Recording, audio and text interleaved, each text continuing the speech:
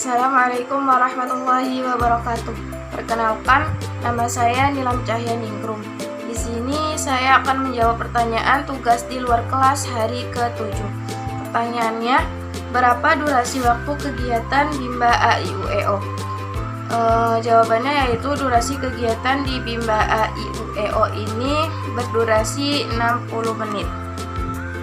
Pertanyaan selanjutnya, apa saja kegiatan yang dilakukan dalam kegiatan awal atau pembuka dan berapa lama durasi waktunya? Kegiatan yang dilakukan pada kegiatan awal atau pembuka yaitu berdialog umum dengan anak, kemudian bernyanyi labimba, dan juga berdoa sebelum belajar secara bersama-sama, dan lama durasinya yaitu 5 menit.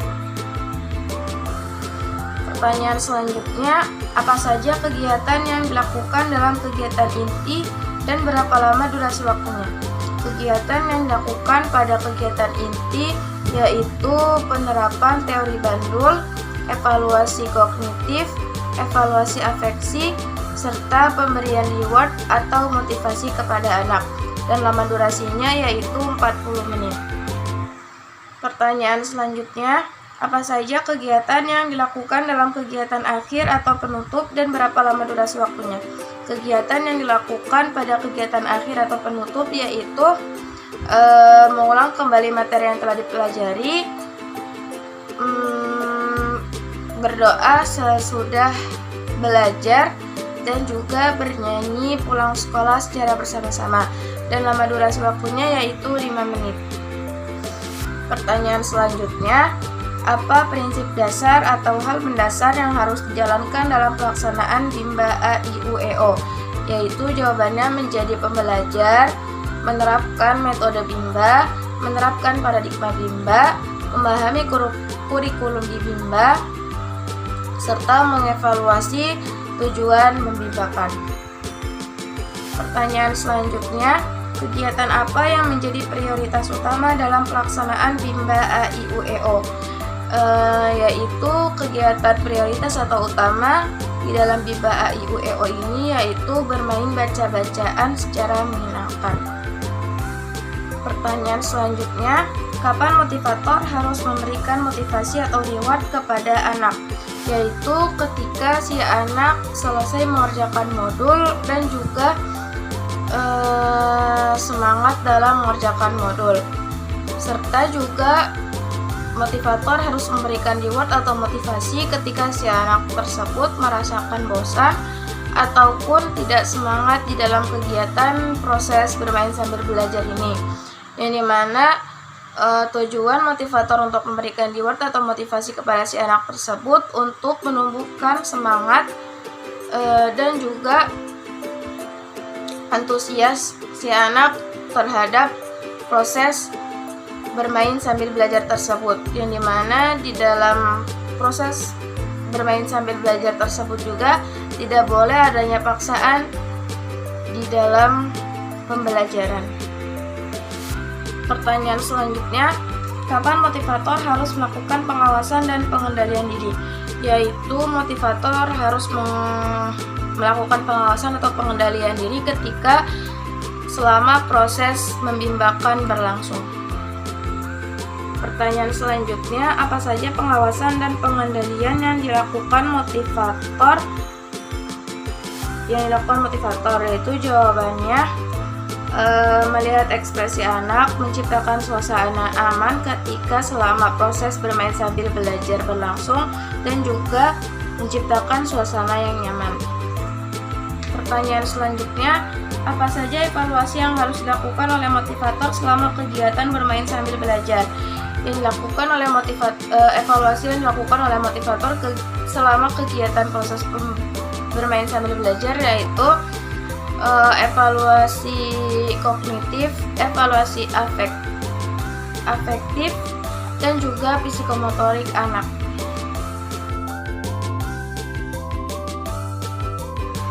Assalamualaikum warahmatullahi wabarakatuh. Perkenalkan, nama saya Nilam Cahyaningrum. Di sini saya akan menjawab Pertanyaan tugas di luar kelas hari ke-9. Pertanyaannya, apa arti dari tanda panah yang terdapat pada bagan kurikulum Bimba? Yaitu arti daripada tanda panah pada bagan kurikulum Bimba yaitu menunjukkan alur. Pertanyaan selanjutnya, apa arti garis tebal yang terdapat pada bagan kurikulum Bimba? Yaitu garis tebal yang terdapat pada bagan kurikulum Bimba menunjukkan syarat yang harus terlebih dahulu dipenuhi. Pertanyaan selanjutnya, apa arti tanda seru yang terdapat pada bagan kurikulum Bimba? Arti daripada tanda seru yang terdapat pada bagan kurikulum Bimba yaitu menunjukkan harus hati-hati, yang dimana syarat maupun tujuan harus sudah terpenuhi terlebih dahulu.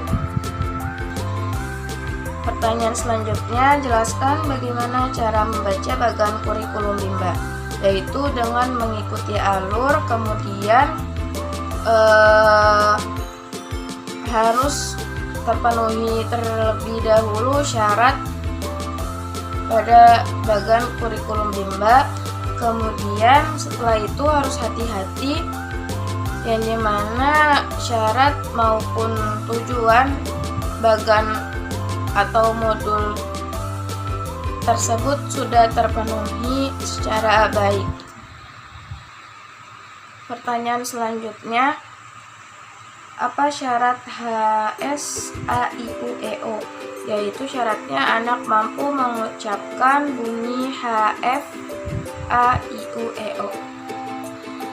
Pertanyaan selanjutnya, apa syarat modul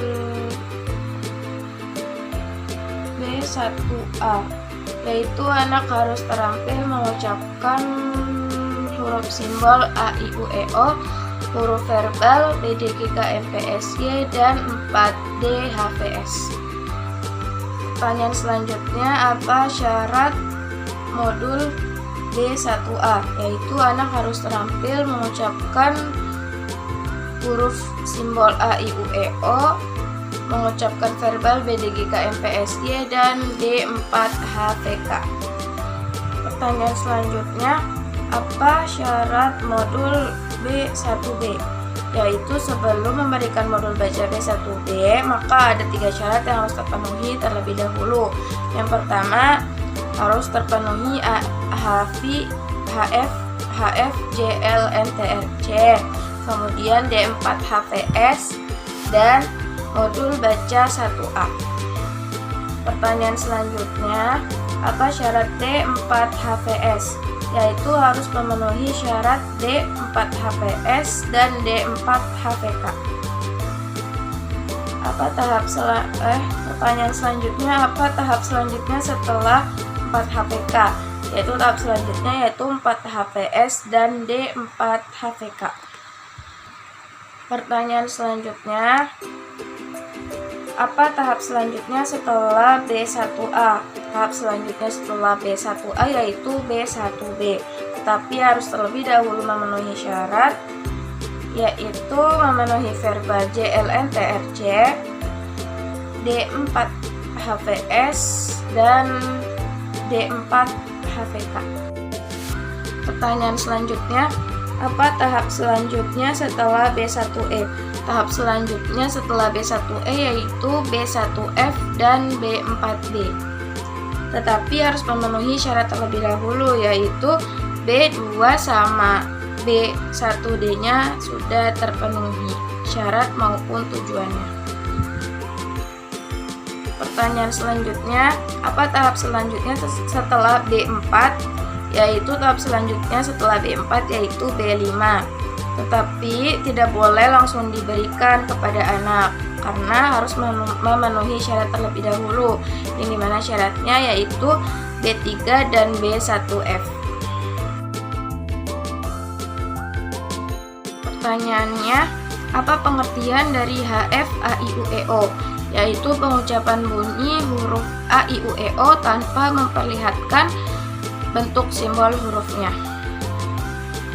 Pertanyaan selanjutnya, apa tujuan utama dan tujuan khusus dari HFAIUEO? Tujuan utama dari HFAIUEO ini yaitu agar anak menyukai kegiatan bermain huruf verbal AIUEO. Nah, untuk tujuan khususnya yaitu agar anak terampil mengucapkan bunyi huruf AIUEO. Pertanyaan selanjutnya, bagaimana cara motivator mengenalkan HFAIUEO?